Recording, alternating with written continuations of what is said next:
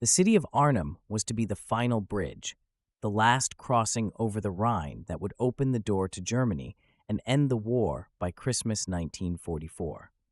For that prize, the British 1st Airborne Division was asked to hold it for 2 days. They would fight for 9.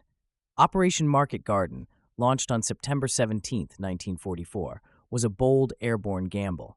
While American paratroopers seized crossings to the south, the British 1st Airborne, along with the Polish 1st Independent Parachute Brigade, was tasked with the deepest and most critical objective, the road bridge at Arnhem. Over 10,000 men descended into the Netherlands, but their landing zones were 8 miles from the bridge. Only a single battalion, the 2nd Parachute Battalion under Lieutenant Colonel John Frost, reached the northern end. The rest of the division was quickly isolated in a shrinking perimeter around the village of Oosterbeek, cut off from the bridge and from the advancing British XXX Corps ground forces still miles away. What followed was a brutal battle of attrition.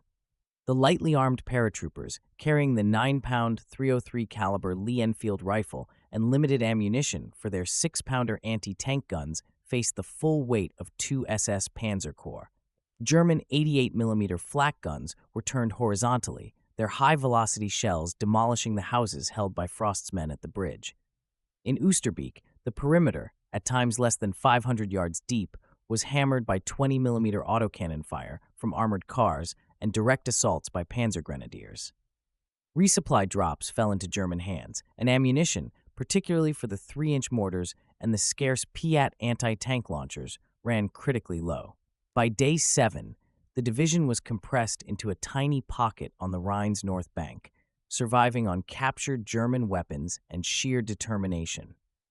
On the night of September 25th, under Operation Berlin, fewer than 2,400 shattered survivors of the original 10,000 were ferried back across the Rhine. They had held the north end of the bridge for 4 days and their main position for 9, buying time at a catastrophic cost. The strategic failure at Arnhem meant the war would continue through the bitter winter. The 1st Airborne Division was effectively destroyed, but their 9-day stand against impossible odds forged a legacy of extraordinary endurance, immortalized in their simple, defiant signal,